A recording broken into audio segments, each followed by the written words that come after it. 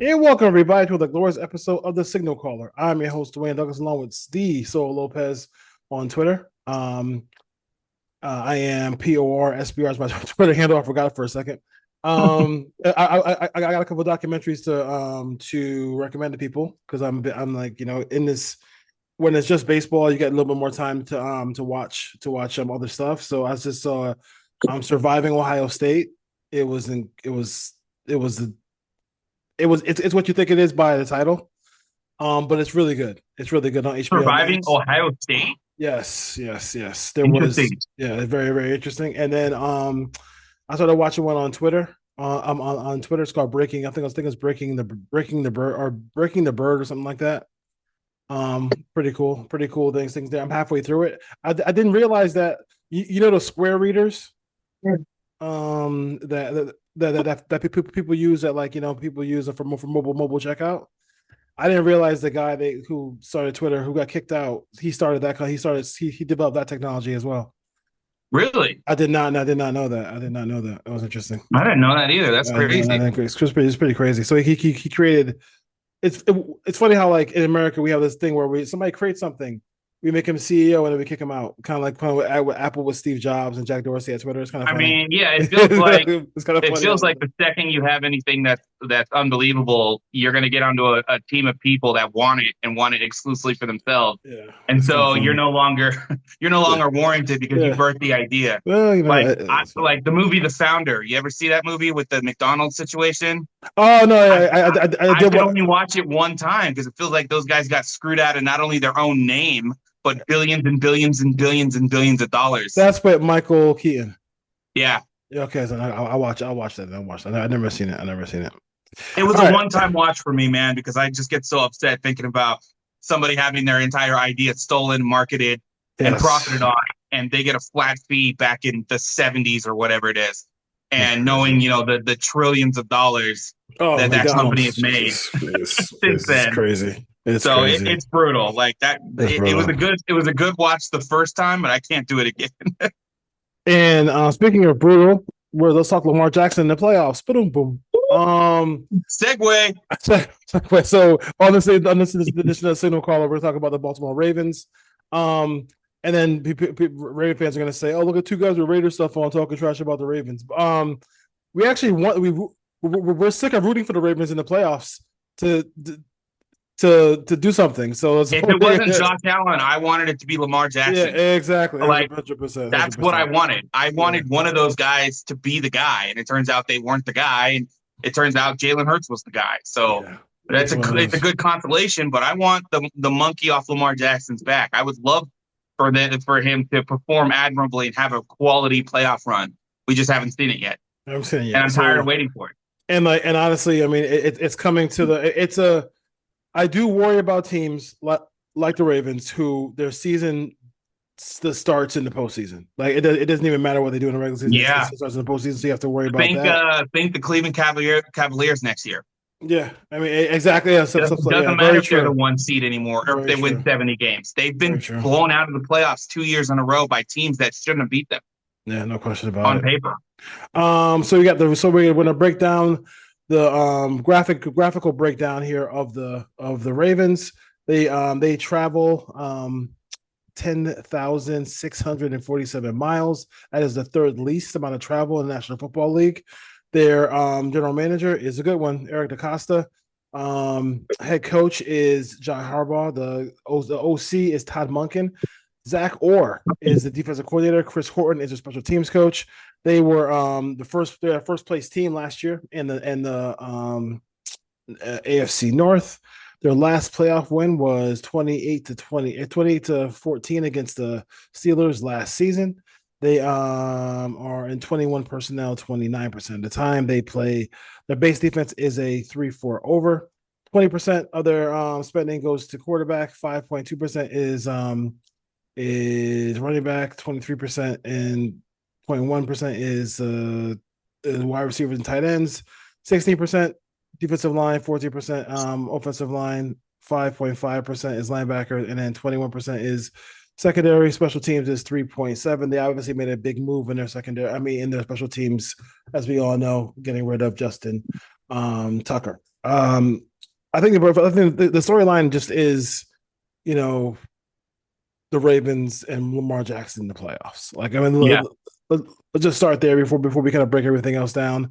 Like I said, I don't know. I think I think there is a breakdown between head coach and quarterback. I don't know what's going on with John Harbaugh. I think John Harbaugh is a guy who is a really good leader, tremendous coach. His win loss record says everything. But there are moments in these games where like I just feel like he needs to take charge, and he doesn't, and it cost them. It cost them everything.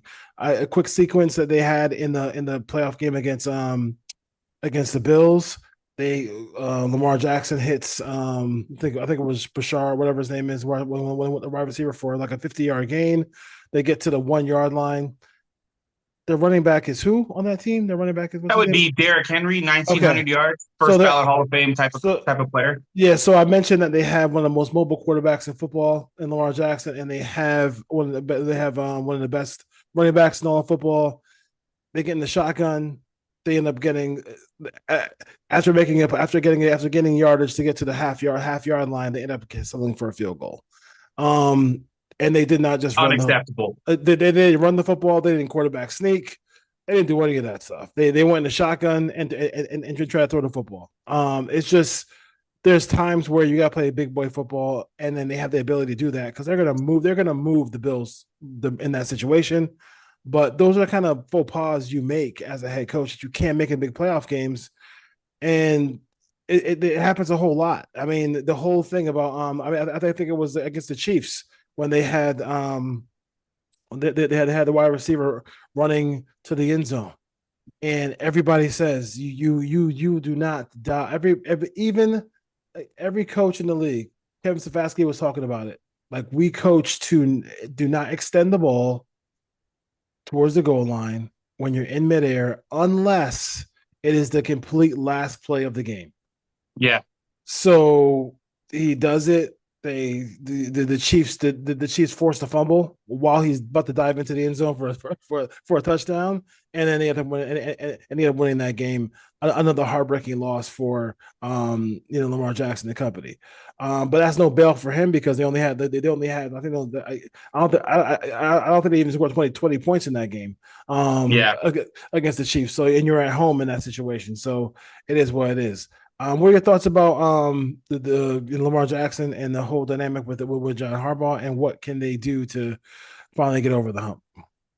I think that there has to be, I mean, I don't know what's going on in those coaches' rooms. I don't know what the game plans are being written or whatnot, but it feels like in those situations that Harbaugh is just trusting his coordinators to make the right decisions in those moments. And it just seems like they're going to stick with the game plan regardless. Now, maybe that's different in the Bills game, where in the second half they were much, much, much better than they were in the first half, where they let the lead get away from them in that regard, get in that Bills game. So maybe it came down to a situation where they did make adjustments and he was, changing a little bit because in the second half they were very good Yeah, and they almost came away with the win had it not been for, an untimely drop by Mark Andrews. It could have been a situation where it was different and they pulled it out in the end. But the reality is we can't keep having these same conversations and then still putting this team on a pedestal in the regular season like they're going to win everything. It comes down to now, like you said, it doesn't. This is. I really truly believe that they didn't give Lamar Jackson the MVP because of the like people were just over the regular season stuff because now we've done the first team All Pro. We've done you were the MVP of the league, and in both situations, they were unceremoniously bounced from the playoffs against teams that they shouldn't have lost to. The first one was against the Titans, way back when in Lamar Jackson's second year, and then obviously the year against when you had the AFC Championship game in your home stadium and lost to the Chiefs, and where Lamar Jackson was terrible in that game. yeah, So it just becomes a situation where I'm glad that you're going to have a good regular season, but it doesn't feel like you're headed for those accolades anymore again until you at least get to the Super Bowl, I would say, because then it validates what everybody sees in the regular season. Because if it never translates to the playoffs, you have a situation where you're starting to write your book as your player, as the player you are, and that's never good. I mean, it was Peyton Manning was slacked with that for a long time until he finally overcame it. And honestly, if you look back at his career now, those playoff numbers that he's put up are not great under any circumstances. Even the one Super Bowl he won with the Colts. So it becomes a situation where people will start to label you as that if they haven't already. Me personally, I'm like, show me in the playoffs to like win. You have a good enough team to win every single year. Like literally, they have the like a top five team on both sides of the ball every year. So it becomes like, when are you going to lead that team to the Super Bowl? When are you going to lead that team to the promised land? So it becomes a situation now where it's like, I'm glad you're going to put up all the great numbers in the regular season, but it doesn't matter to me until you actually win something. And I understand the AFC is loaded. It's tough. You have all the best teams, you have all the best players, or all the best quarterbacks. I get it. But if you want to be considered amongst them in the pantheon of the greats, well, you already got the regular season, merchant type of label. The only way you break that is you win the Super Bowl. So Yeah, I mean it's overdue. It's long overdue for them. I don't know what's. I mean, it's to the point now where if they just got to the Super Bowl, it seemed like it would just be. yeah, yeah. It would just be great for the Ravens, and you could feel some of the weight off the shoulders of Lamar Jackson, if you will, and Well, I then would say depending on how he played, I would say that, because if he has a terrible Super Bowl, it'll be all the same narrative, like right away. You know what I mean? It'll be all, oh well, we were waiting for playoff Lamar to show up, and he showed up in the Super Bowl. So I think it would depend on how he played. In all reality, yeah, I mean, it is what I mean. Like at this point, I mean, this team. I'm like, I mean, we're going through this. We're right now. We're about to go through this whole their draft right here, and I mean, they're just adding. This is what I mean. Eric DaCosta, he learned from a great GM. handpicked from Ozzy. So I mean, they've done a great job in the draft for years, despite what some people say. I don't know. I don't know what people are talking about. They're not doing good, and then not having good drafts. I mean, the guy who used to work for the Raiders, I forgot his name. He's one of the Belichick disciples. He loves talking about how the Ravens are overrated in the draft, which is hilarious to me. I forgot his name. See, so first round pick was Malachi Starks. As he kept on dropping and dropping and dropping, we knew that was going to happen. Despite some of the off field stuff, Mike Green was drafted in the second round by them. It's So a they got first round talent. first round talent, a guy I who mean, it can. feels like they're Malachi Starks and Mike Green are both top 20 talents coming out of the draft. And it feels like they landed them both in positions that you just shouldn't be able to land players like that with the team that the Ravens have. Just really, Yeah, that's the reality. yeah, no question about it. And they've And been getting then away with it for a decade now. they do all the time, and they get some offensive line help with Emory Jones, and then Great pick. you got Teddy Buchanan from Cal to run up their first four guys. So you want to get guys in the first four rounds who at least two or three of them got to be starters, and then one person has to be at least a guy who's in the rotation, and then maybe down the road, second year will be a starter for them. So Yeah. I think Emory Jones or Buchanan can be that. When they draft a linebacker, you got to take notice, because that guy can end up being a really good player. Like it always is for the it seems like for the Ravens. Carson Vincent from Alabama A&M gets drafted by them in the fifth round. Sixth round, they had one, two, three, four, five, 6 round picks. 5 6 round picks. That's unbelievable. So Tyler Loop will be the new kicker. We won't get into why that is. LeJohntay Webster, I mean, a big target, big receiver for them, from Colorado. A guy who we liked a lot, Aeneas Peebles, Yeah. from Virginia Tech. You got Robert Long Beam from Rutgers, and then and another offensive lineman from the big from the SEC, Dellinger from Garrett Dellinger from LSU. So they got some depth. They got some guys who can develop. I think obviously when you go to a couple of big offensive linemen, you're putting yourself in a position where you just saying, hey, I want to make sure that we have some depth there. And then everybody talks about them having a big wide receiver on the free agent front. They picked up DeAndre Hopkins. They got Webster, who's a big receiver as well too. So now that should be good to go as far as that goes, as far as weapons go. Yeah, I'd like to start right here with the 6th-round picks because it feels like with Tyler Luke, who's going to be their starter, LaJohntay Webster is going to be, it seems like he can develop into a contributor. He was pretty good for Colorado. And then Aeneas Peebles. It feels like those 3 guys are guys that you're going to be talking about here with the Ravens. If like Luke, especially this year, but if this year, if not next year, for contributors. And this is how the Ravens really build and establish the talent from top to bottom. Real quick, I got my Colorado receivers mixed up. Webster's the smaller, fast one. He's a smaller slot receiver. Yeah, he's a slot guy. He's a slot guy. But it just feels like with those types of players, and they insulate them by bringing in someone like DeAndre Hopkins. Be like, okay, well, at the very least, Hopkins is going to be a guy that's going to be able to fill a role for us. He was at once one of the most prominent receivers in the NFL.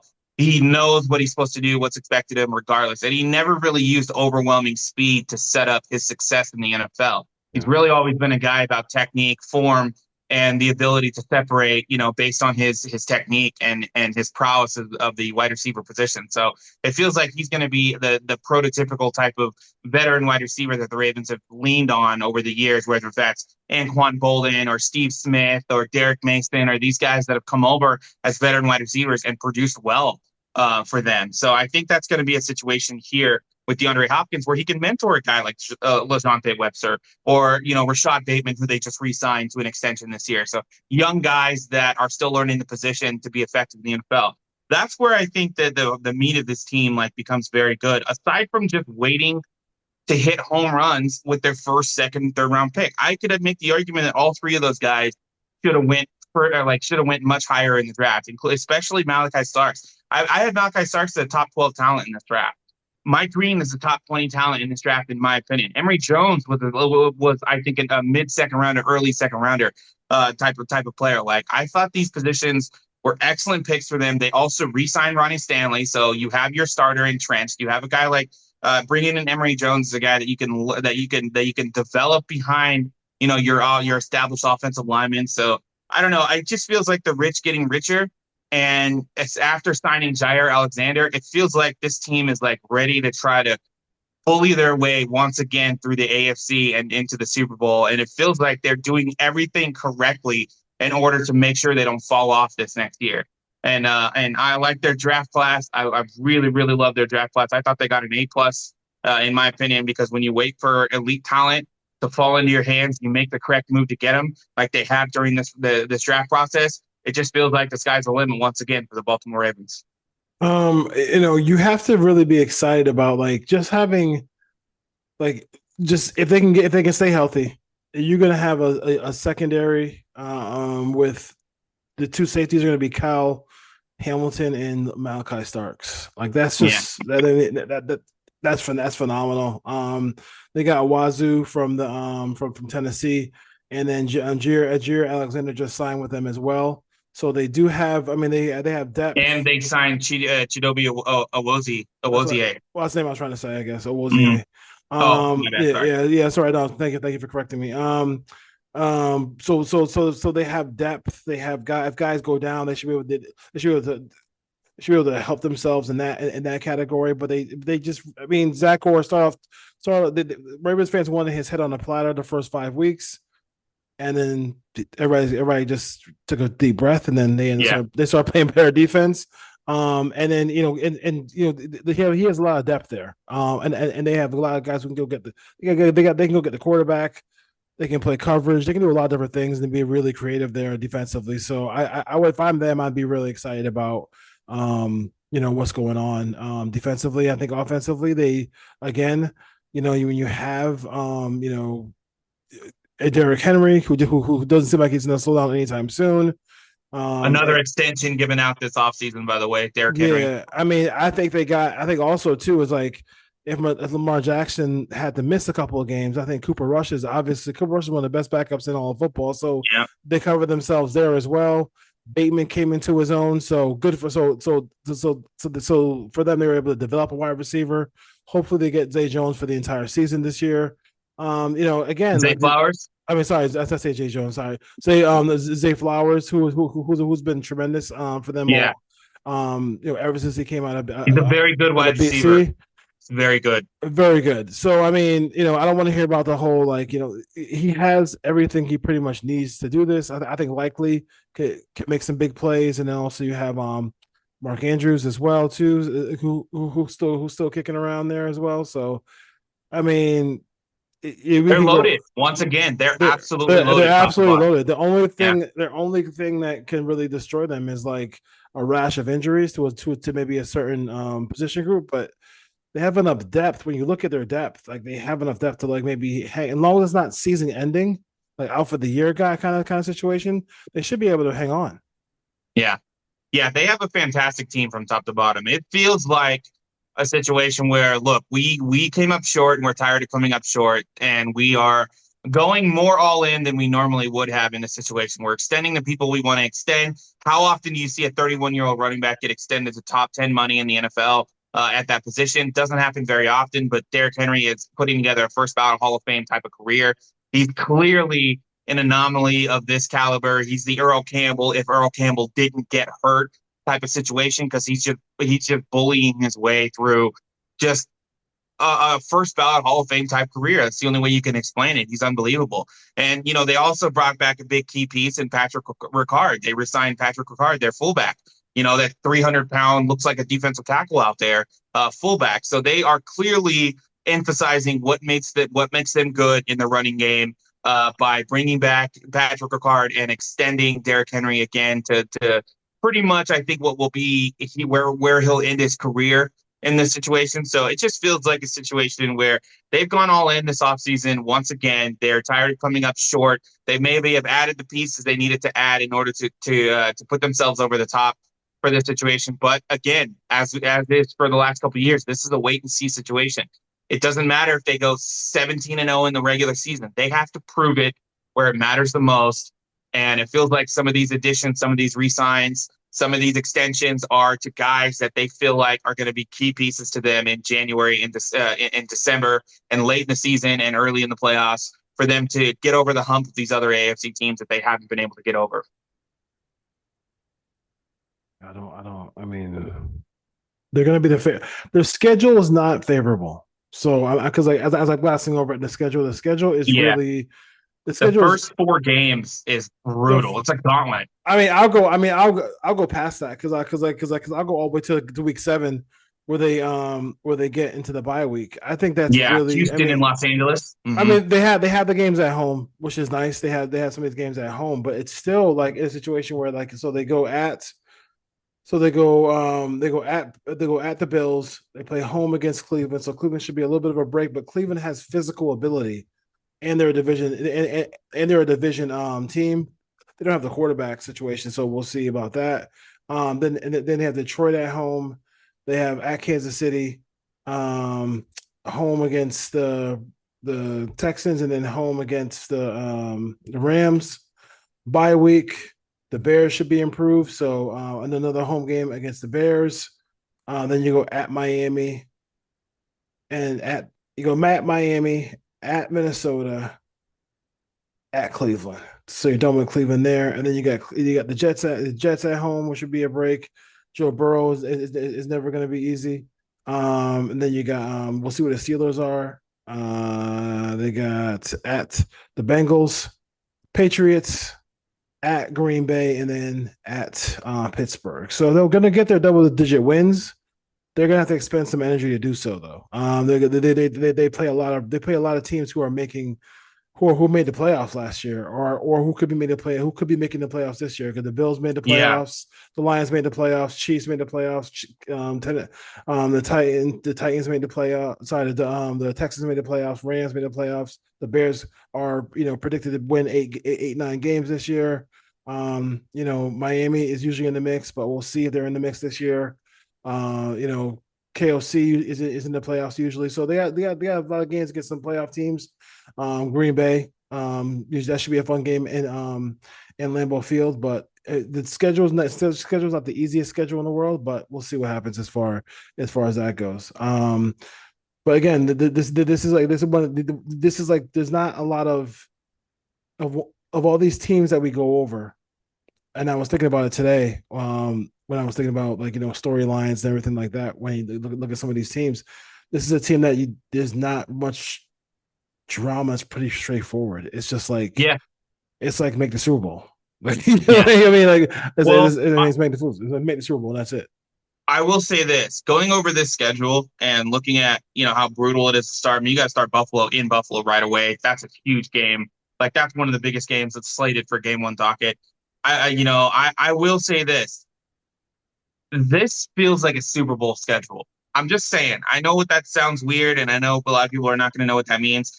But it feels like they're getting a lot of these teams out of the way that they've been needing to get out of the way that they'll face again, likely in the playoffs come January, like playing the Bills in Buffalo, like playing the Chiefs in Kansas City, like playing Houston in this. It feels like that they've got a schedule where it's like these are all the playoff teams you have to play in the playoffs in order to get to the ultimate goal, which is the Super Bowl, including which I think the Bengals, who Joe Burrow doesn't really have a great record against Baltimore, mainly because of their defense. But he's still the second or third best quarterback in football, right up there with Josh Allen and obviously Patrick Mahomes. So like you got the four best quarterbacks in football all playing each other on the Ravens schedule in this. And I just think that this to me, and I just got this feeling just now, I was just inspired to have this thought, but it just feels like this is the schedule that when you look back and be like, look, when they face the Chiefs again in the playoffs, that, oh, well, we played them in week 4 in their house. And no matter the outcome, it could be a good thing to have already played this team once. It could be a good thing to have already played and opened up against Buffalo once since I'm going to be running into them in the playoffs. It just feels like we're going to look back on this schedule in these first 7 games and be like, they got everything they needed to get out of their system in those first 7 games because they played the guys they were going to play basically in the playoffs. They know how to play them. They're not going to be intimidated or scared, and they're going to play the right way. I don't know. I've just got a weird feeling. I wasn't going to make a Super Bowl prediction until obviously we get through all of the summertime and training camp's over and basically before preseason. But my early leaning right now is picking Baltimore to do it all, to finally get over the hump, just based on the offseason they've had, the draft they've had, looking at their schedule. It just feels like there's a weird gut feeling that I'm getting out of this. So I will be really excited to see how those first 6-7 weeks go before they hit the bye against some of these teams that they're likely going to have to face in the playoff consistently for the next 5 years, especially this year. Yeah, I am like their record. Their record might, and it's gonna be tough. Like it's gonna be. I mean, it's gonna be tough. I'm not gonna make a big.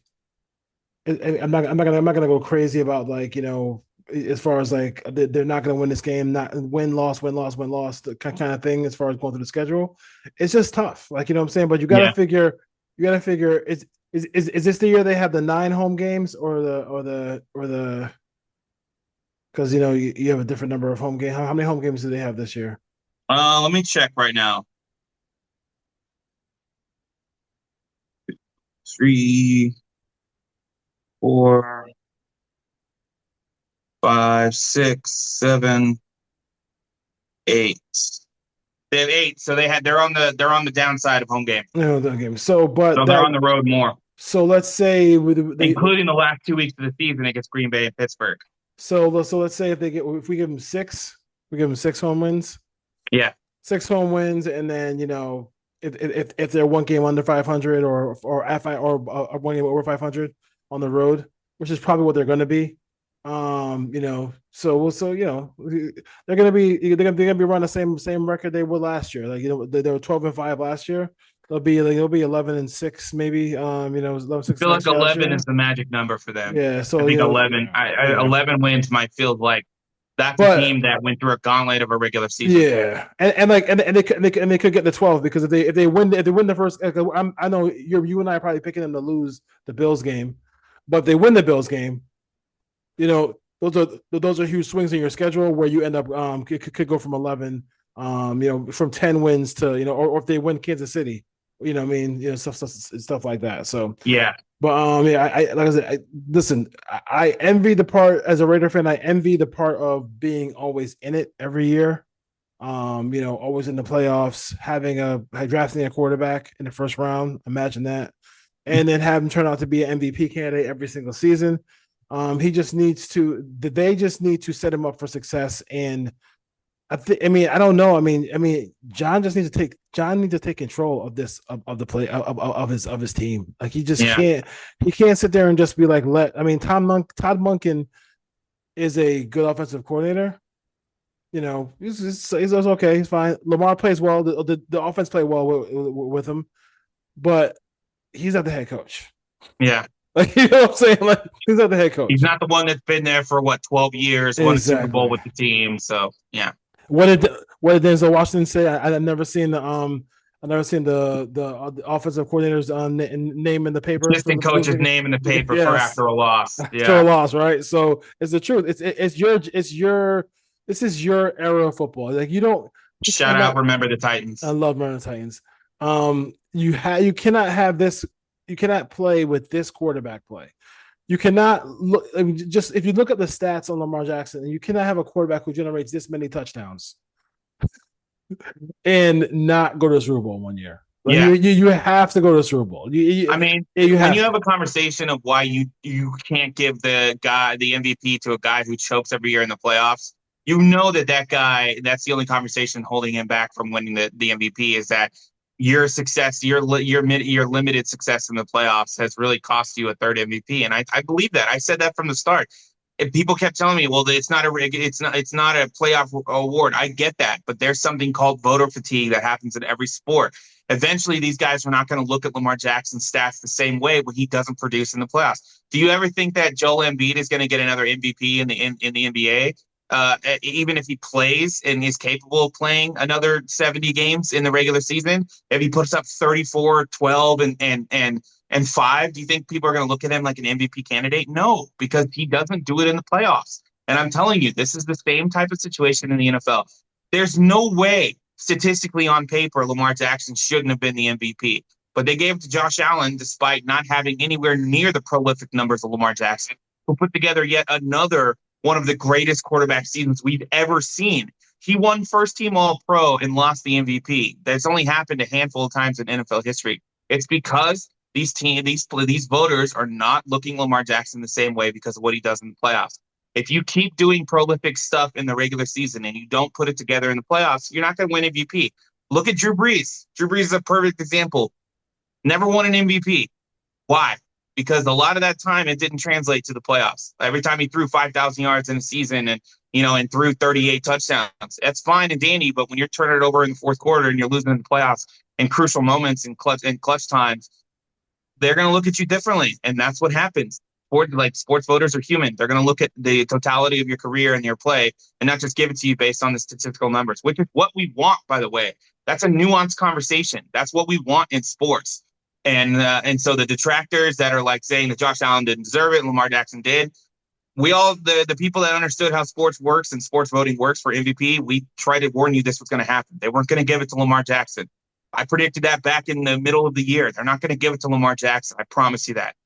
Yeah, and if he wins the Super Bowl and he has a so-so year in 2026, but the Ravens are winning games, he'll get the MVP then.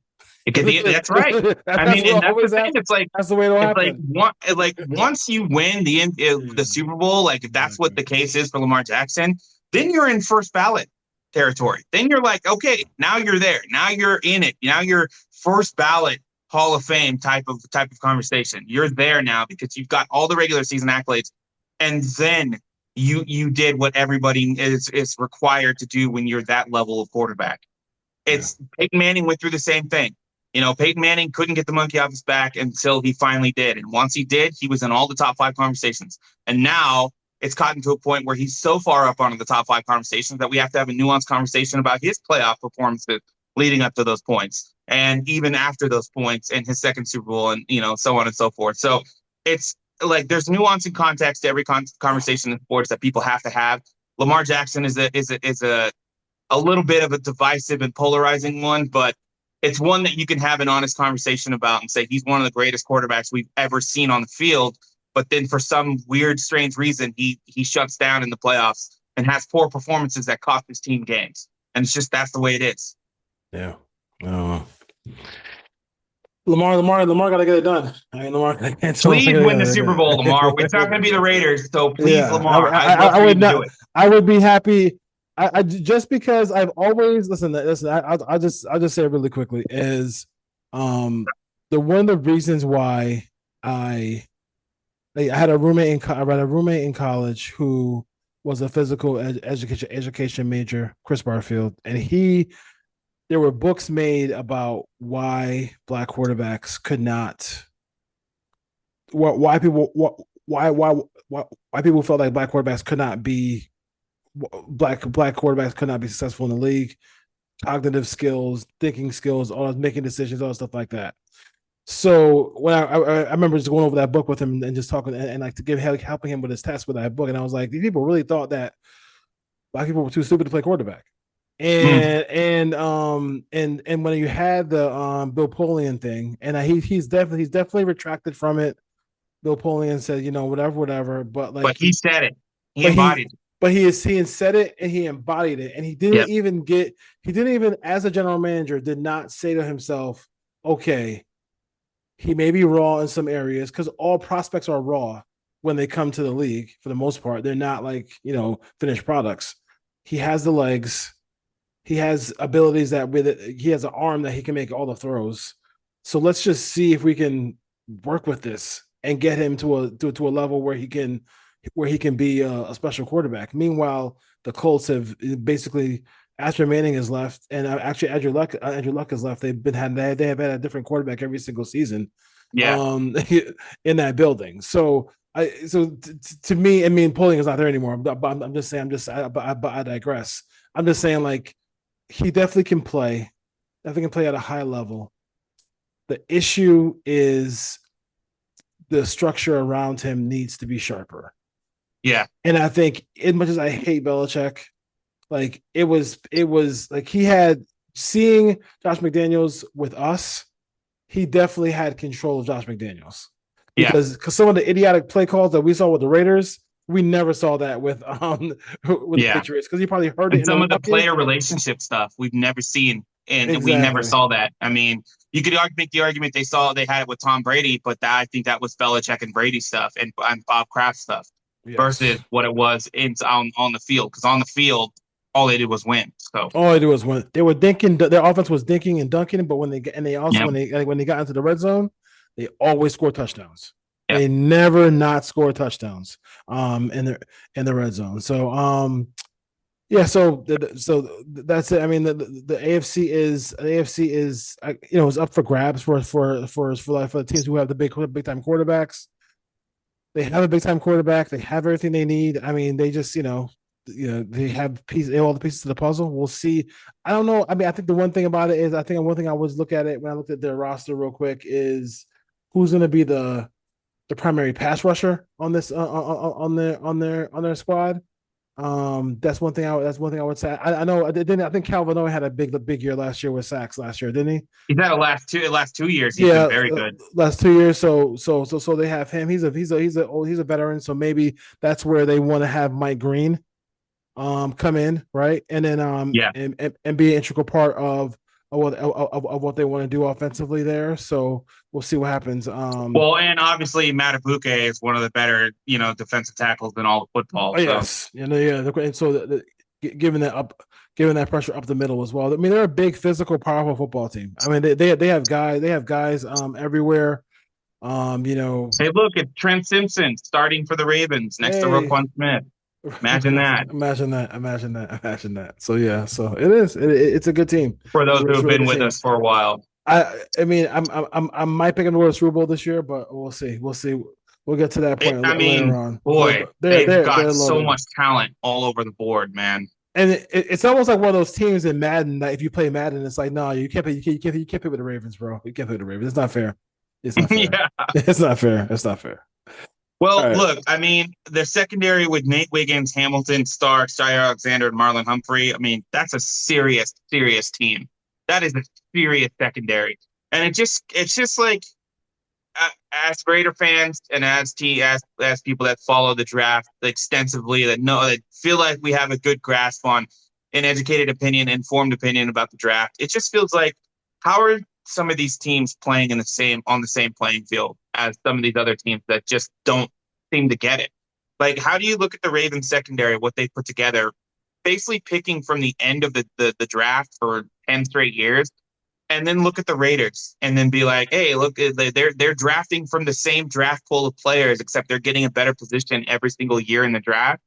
And then go look at their secondary and their linebackers versus the Raiders versus the Ravens secondary and the Ravens linebackers. And it's like people want to ask us why we've moved off of doing exclusive Raider content. This is why we can't keep saying the same stuff over and over again and being the Raider content hopefuls and blowing smoke up everybody's asses and being like, hey, the Landon Roberts is such a great pickup for the Raiders, and Jermaine Pratt's going to be the new green dot and the guy that is the next captain, and all these guys cost less than what the Patriots gave. I don't even remember his name now, but it's like those types of situations. It's like this is why, because we cover the entire league. We're always going to be fans of the entire league. So when we see that, it's so disheartening to think about how a team puts together a team like this, how an organization continues to draft this well, being at the Oh, worst possible position in the draft, and then have to turn around and talk about yeah. Landon Roberts and Devin White for the Raiders. Like it's sad, man. It sucks. Yeah, it does. It does. It does. No question about it. It's bad. I will say this. Because like I got a couple of texts who from people who like the quarterback stuff. So we could definitely sprinkle in some preseason college football quarterback stuff because Yeah. this next class is gonna be it's gonna be really good. I'm gonna send you some all 22 of John Mateer. Yeah. I don't know if you got that stuff already. I don't know if you've seen him play yet. And then next show we'll spend some time on that a little bit. Yeah, we're not done talking about Yeah, quarterbacks. we're not done. It's We're not on, done with baby. that. We Yeah, got a yeah, great class coming up. yeah. Just because our team doesn't draft quarterbacks, Yeah, that does not exactly. mean we're Just talking because about that. just because our Yeah, team invests yeah. into 35-year-old That's quarterbacks and decides to give them the that's keys to the exactly franchise doesn't mean exactly. we don't want to talk about Yeah. how good the quarterbacks are going to be for other teams. Back to the Ravens real quick. I'm always in my head like who's going to be the next guys for not quarterback for head coaches down the road. I think Zach Orr with a big year this year could get on that list Yeah, because he's a young defensive guy who I mean he had some.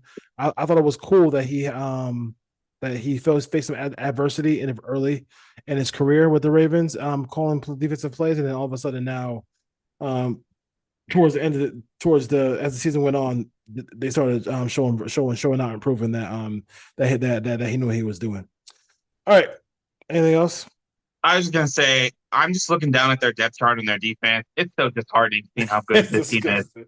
But I thought, It's but I thought gross. but I thought if you paid a quarterback, you can't continue to add stuff on, right? You can't draft a quarterback and then pay the quarterback and expect this Yeah. type of team. I don't understand it. Yeah, it's amazing.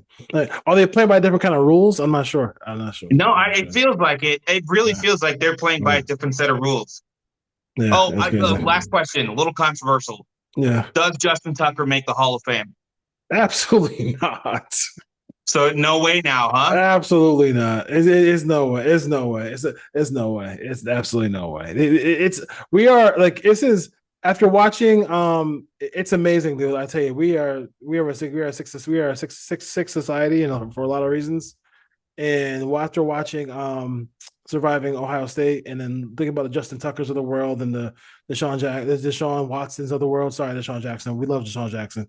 Now, Um, baby. Now. yeah, we love him. But Deshaun Watson, people like that, it's just too much. It's amazing how we just don't want to protect the There's a people who lot that are. gets swept under the rug. And Yeah, then even when it comes to light, people don't seem to care. Tyreek Hill, anybody? yeah, seriously, exactly. Oh, you catch a football, you run fast. Yeah, that's all that matters. All right, Raven fans. I think, like I said, you got a damn good team. Go win it. The opportunity is there, man. The opportunity is there. No question about it. We'll We see. are pulling for you. If the Raiders can't make anything happen this year, I'm pulling for We the Ravens to do it. we'll see you next time. We will talk about. Have we done the Bengals yet? We haven't done the Bengals yet, right? Not yet. You want to Not stick with the yet. AFC North? I'm We'll good with still, that. we'll stick with the AFC North, and we'll talk about John Mateer. Yeah, maybe. John Mateer of Oklahoma. He's now I think now he's the Oklahoma quarterback. Spoiler alert, I am a Joe Burrow truther. Nothing can say, and nobody can say anything about it. I am Joe Burrow all the way. He's the best quarterback in football, bar none. That's this guy. That's this guy. That's this guy. All right. Talk about that later. Take care, guys. Peace.